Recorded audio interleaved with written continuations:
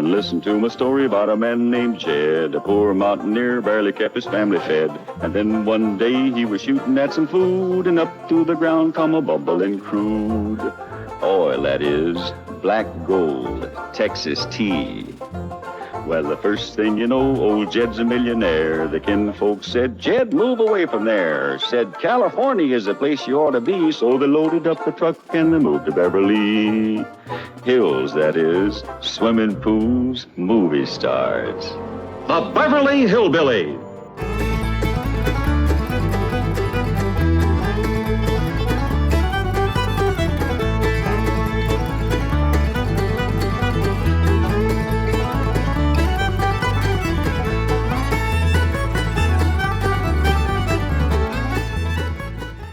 Now come along and visit with the Clampetts family as they learn the simple pleasures of the hills of Beverly. That includes the products of your sponsor of the week, the cereals of Kellogg's, Kellogg's of Battle Creek. K-E-double-L-O double good Kellogg's, best to you.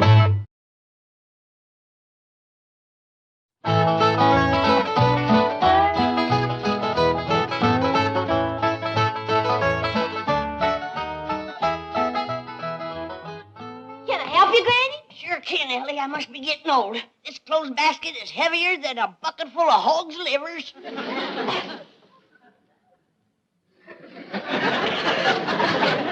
Don't touch it. It's haunted. I bet you little Jasper crawled in there to get warm. Who in tarnation is little Jasper?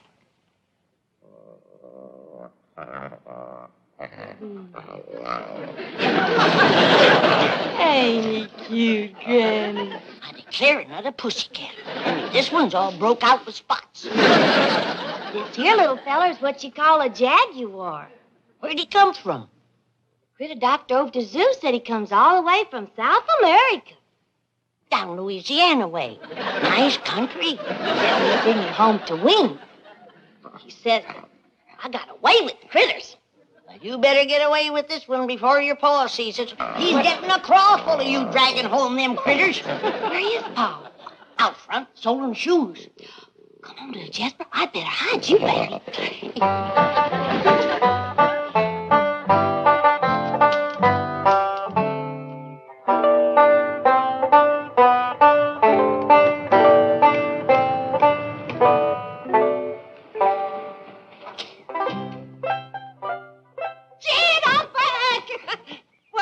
It's me, Pearl. Don't you want to kiss me? Just didn't want to nail us together, Pearl. My doggies, it's good to see you. It's good to be here. I thought I heard Pearl's voice. Granny! You old rascal, you're surprised us. How are things back home? Fine as frog's hair. Why didn't you let us know you was coming? We'd met you at the airport. Oh, Daddy spoiled the surprise. Besides, I didn't want to take Jethro out of school. And Mr. Drysdale offered his limousine and livered chauffeur. Thanks a heap. Jed, give the chauffeur a tip. Come on, Pearl. Come inside. Tell me all about it. Oh, just a minute, young feller. Got a tip for you. Thank you, sir. Plant your corn early this year.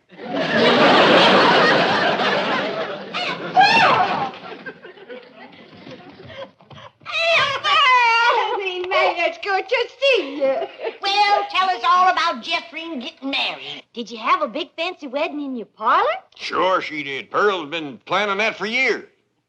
It didn't quite come off the way I planned it. What happened? You know, I had Jethro all set to marry Albert Ledbetter, that tall string bean of undertaker over to Ripley. Good, steady fella, Al. Best undertaker in the whole county. Only undertaker in the county. Nice feller, too. Oh, Granny, I wish you could have seen the way he decorated my parlor. Well, you couldn't walk for the flowers. They weren't all strictly fresh, mind you, and some of them still had the black ribbons on them. Oh, flowers is flowers. Al never was one to waste nothing. Well, what happened, Aunt Pearl? Didn't Cousin Jethro marry up with Undertaker? Stood him up, loped with another man. There goes my free funeral. Well, tell me, Pearl, who'd Jethro elope with? That drummer from Joplin, Jasper Depew. Why, he weren't no more than half her size. I reckon love ain't measured by a yardstick, Granny. And they do look happy. Sent me a snapshot from Turnersville. How'd old Al Ledbetter take it, Pearl? Jethro stand him up like that. Took it right nasty, Jed. He backed his hearse up to the door and hauled away every single flower. Where did he take him? Straight over to Elverna Bradshaw's parlor. He up and married her daughter before them flowers could wilt. Al never was one to waste nothing. Jed, I gotta have... Hello, son. Ma! Come and see. Jethro, put me down. Jethro! What are you doing home from school in the middle of the morning? Did you hear your ma was coming home? No, Uncle Jed. They just found out over at school that I ain't got no certificate of health. What's that? That's something that says that I'm healthy. I'm say you're healthy. Now go on back to school. I gotta have an examination first, Granny. Stick out your tongue. You're healthy. Get back to school. Granny, I reckon he's got to be examined by a doctor. I've been doctoring better than 60 years. It's gotta be a doctor that's what they call a MD. What does that stand for? Mr. Doctor, I reckon. Well, I'm a MD. Mrs. Doctor. Granny, maybe he ought to do like the school says, City doctors.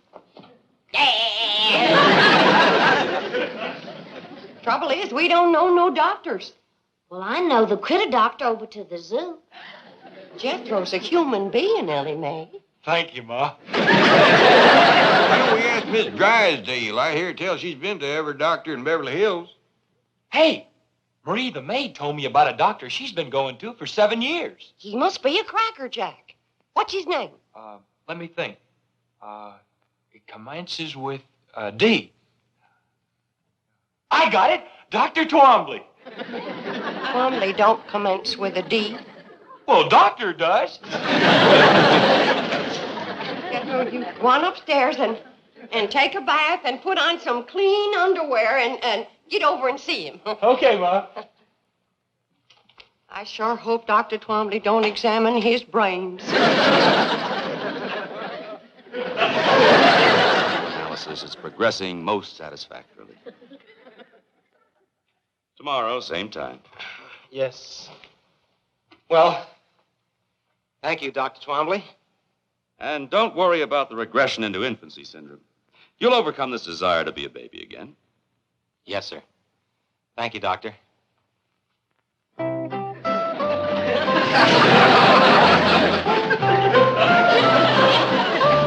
Thank you.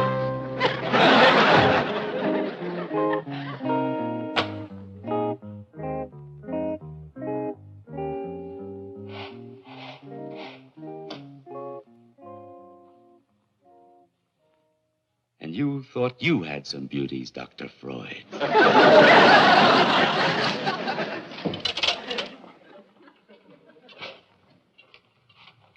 Oh, Doctor, there's one more patient. His name is Jethro Bodine.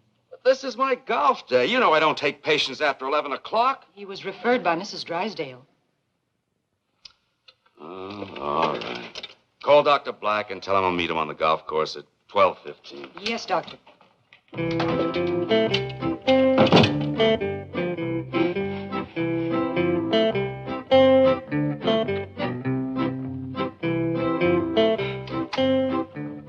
Doctor, this is Jethro Bodine. Howdy. How are you, Jethro? Make yourself comfortable on the couch right here. Thank you.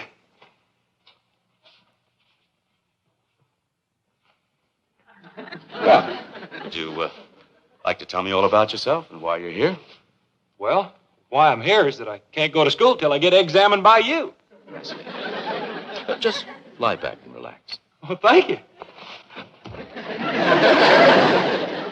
Now, suppose you tell me about this problem you're having at school. Well, my biggest problem is staying awake while the teacher's talking. Well, that might be nothing more than a benign subconscious rejection of authority represented by the teacher. It doesn't mean that you necessarily lack interest or capability or intelligence. Above all, you mustn't let this cause you any distress. Together, we will probe into the underlying causations and...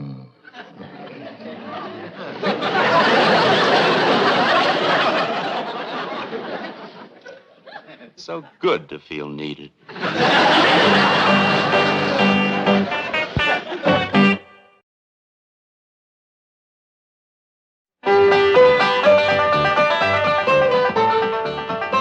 Anyway, this little critter just scared the living daylights out of your Aunt Pearl. Now, something tells me it just might be yours. I'm awful sorry, Paul. I plumb forgot I hid him in Aunt Pearl's dresser drawer. He just loves to get in betwixt clothes and snooze. Give me a terrible start, Eddie. I thought it was a fur muffin. Started to stick my hand in and he bit right down on it. Oh, I let out a yell, I can tell you. I heard you clean down to the cement pond. You're yodeling better than ever. Granny, I reckon a ornery critter like this ought to be outside instead of in the house scaring folks. Oh, leave her, stagehead. I'm commencing to like her yodeling. Oh, Granny. Has anybody heard anything of Jethro? He's been at that doctor for a good spell now. Ah, rest easy, Pearl. There's a lot of boy there to examine. Now, Jethro, during your few waking moments, you have managed to tell me that your mother's a widow. Oh, yes, sir. I'd like you to tell me all about your mother. I'm very interested in her. And don't blame you. She's pretty. That's fine. Now then, Jethro, what's your relationship to your mother? I'm her son. Yes, I know that. But how do you feel about her? Do you like her? Oh, I sure do. She's a dandy, huh? Does she ever give you hostile emotions or aggressive tendencies? Well, she would if I asked her for 'em. Yes, well, suppose we talk about your father. Do you remember him? Oh, yes, sir. He used to take me hunting. Taught me how to shoot with a rifle when I was just a little feller. Oh, you were good buddies when he was alive. Oh, yes, sir. Did you miss him? I never shot at him. Well, suppose you tell me about the rest of your family. Do you have any brothers? No, sir. But I got a sister that's got one. Well, that would be you, Jethro. No, sir. Her name is Jethro. Why don't you go back to sleep for a while? Oh, Granny, wait till you see what all's in here. Every last thing you asked me to bring back from the hills. Oh, bless you, Pearl. Cocoon root. Pearl, you'll never know how I needed this. When you simmer this in slippery elm tea, it is first rate for chills and fever. Dried crawdad tail. Big rascals, too. When they is ground up to powder, you can't beat it for easing headaches, curing warts, and seasoning sauerkraut. Catfish whiskers. Oh. Sump water. Oh. Dogwood bark. Oh. And the skins from 3 full-grown newts caught at midnight under a full moon. You ain't gonna believe this, but you just can't buy these in Beverly Hills. That's a fact, Pearl. Jethro drove me up to 5 big department stores out here, and not one of them had a newt skin. When it comes to charms and potions, you might just as well not commence unless you got the midnight moonlight caught fully grown newt. Pearl, did you do all this gathering yourself? Oh, no, not yet. I had company, especially for the midnight moonlight newt hunt. Anybody I know? Oh, 3 of the most marriageable men in the hills. Well, that'd be Jack Cantrell, Widower Lloyd, and Old Man Casey. Oh, he ain't so old. I declare, I had to watch out more for him than the newts. I'm surprised you didn't get married while you was back home, Pearl. I had plenty of chances, Granny, but I got sport living out here. So I'm going to hold out for one of them good-looking, snappy-dressing, money-spending Beverly Hills fellas. Wild honeycomb. Honeycomb and Mountain Dew. Best thing in the world for quinsy. Mountain-grown flaxseed. Nothing better for poultices. Old George McQueenie sent that to you. I'll take it anyway. Ma! Well, what'd the doctor say? Are you well? Are you healthy? I never did find out. But when that Dr. Twombly heard that you was my ma, that's all he talked about from then on. Talking about me? He must ask a dozen questions about you. But, Jethro, I don't even know the man. Well, he sure knows about you. And he'd like you to come to his office to see him. When? Well, he says the sooner the better. And he's a good looker, too. Betcha Mrs. Drysdale told him about me.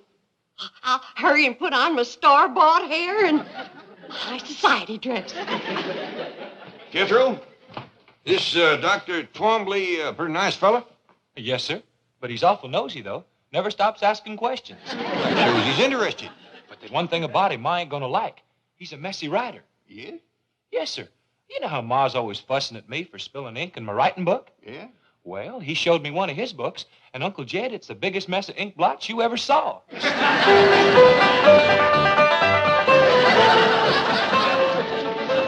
Doggy's Pearl, you're prettier than sun up on a Monday morning. Ma, that dress shines like a new tin can. Well, I reckon that's just about the fanciest dress ever. Even the things that don't show is fancy. I got the truck waiting, Ma. Jethro, that truck's the mite breezy when you're wearing high society clothes and someone else's hair. I'm going in style today. I'll get the door, Ma.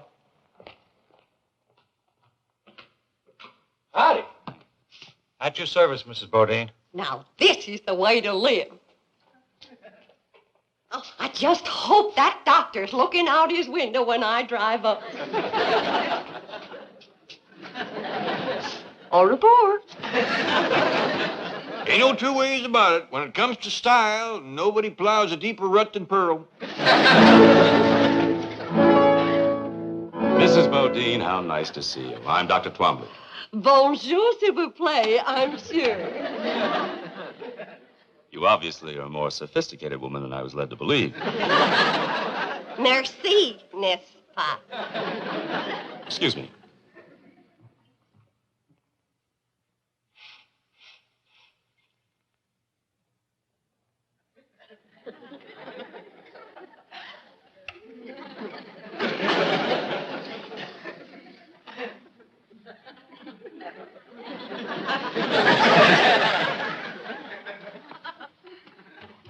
Now, step over to the couch and make yourself comfortable.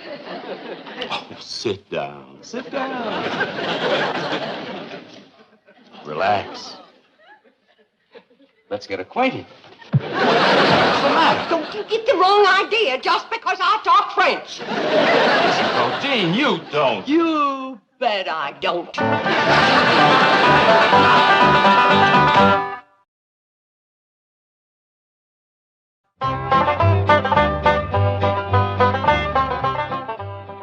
Here you are, Doctor. And I postponed your golf date until 3. Thank you. Dr. Twombly? Yes, but I'm busy right now. I'm sorry, you cannot see the doctor without an appointment. I wouldn't count on that, ma'am. It might be a good idea for you to leave the room. Who are you? Name's Jed Clampett, blood cousin to Pearl Bodine. Good. It's all right, nurse. Mr. Clampett, I'm glad to see you. Before I shake your hand, maybe I better speak my piece. By all means. Sit down. I'd rather stand, thanks, and I'll get right to the point. Back where I come from, we don't take kindly to anybody trifling with our female kinfolks. But, Mr. Clampett, I take into account that this is a big city, and your ways are probably different than ours. When my cousin Pearl tells me she hadn't no more than said howdy, and you commence pulling her to the settee, by doggies, that's dropping a rusty bucket down my well. Mr. Clampett, you don't understand. I do this every day. I'm a psychiatrist. But I'd try to get cured of that if I was you. Guess you're liable to wind up bad hurt. Let me explain and apologize for the mistaken impression. You can come out the house, explain to Granny, and apologize to Pearl. I'd love to come to your house. I want to meet every member of your family. Yeah, that'll be fine. But keep a tight hold on your feelings. I reckon Cousin Pearl can look after herself, but I got a daughter, Ellie Mae, and I catch you making one move in her direction, you're going to find yourself weighing about 3 bullets heavier. Pearl, drink the sassafras tea. I bolstered it up with a little Mountain Dew. Calm you down. Thank you, Granny. Pearl, I wish you'd wear this thing or put it away. I keep thinking it's one of Ellie's critters. A bit ago, I tried to feed it a saucer of milk.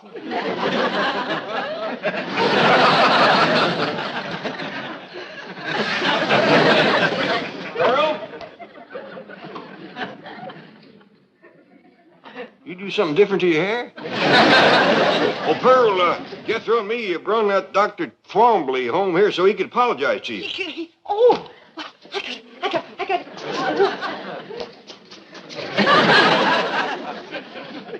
No mirror in here.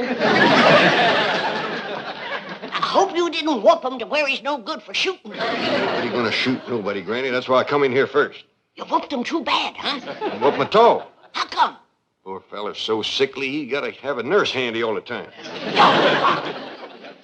Jethro, bring him on in here.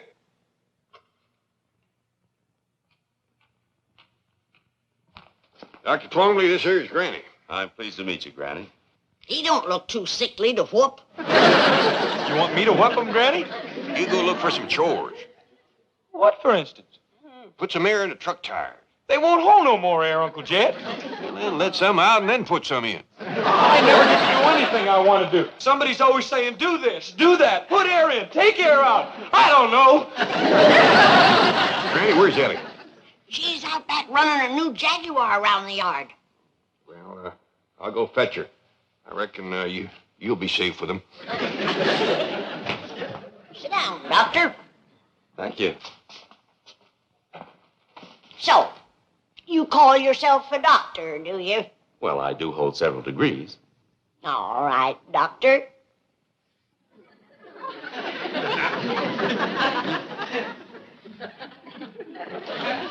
How do you cure warts? Warts? Yeah, warts. Well, dermatology isn't my field, but I assume electrodesiccation is still the preferred method. Oh, is there a newer method? Stump water and lime, mixed with ground up crawdad tails, daubed on with the leg bone of a buzzard, just before the moon comes up. Think you can remember that? Well, I'll try. Mm-hmm.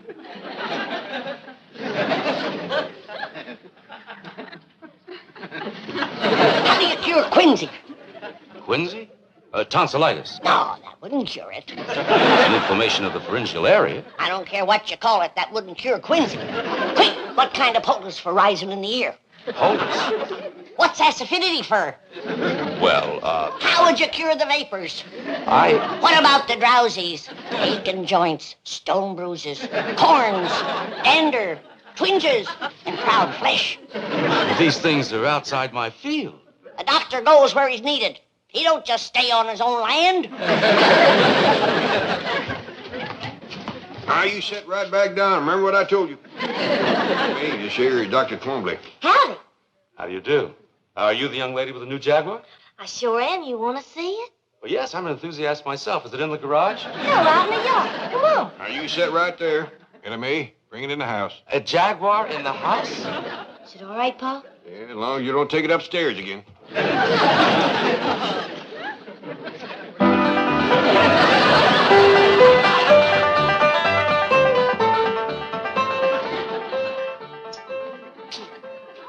Bonjour again, Doctor. Oh, Mrs. Bodine, I'm so sorry my actions in the office were misconstrued. They was downright forward, but if you want to court me proper, you can come into the parlor. Uncle Jet, looky here. How'd that happen? Well, I was blowing air into it like this here. When all of a sudden, pow! Jethro, I told you and I told you, use the pump. You always bust the tires when you blow them up by mouth. Okay, Ma. Hey, is he going to be my new daddy? Me? I reckon that's up to him, Jethro. We do have a nice parlor for proper courting. Watch out, Pearl. Here comes Ellie and her Jaguar. Well, goodbye, folks. It's been weird. Doctor, wait, we got a big couch in the parlor. As I suggest you get on it, all of you. I'll send someone over. Well, Balda, he run out on me. Ooh. Hey, Ma, you want me to catch him and tote him back? Let him go. Let him go. But, Granny, It might be my only chance to get a Beverly Hills doctor. Doctor my foot. Unless Ellie brings home a 6-foot duck, you ain't never gonna run into a bigger quack.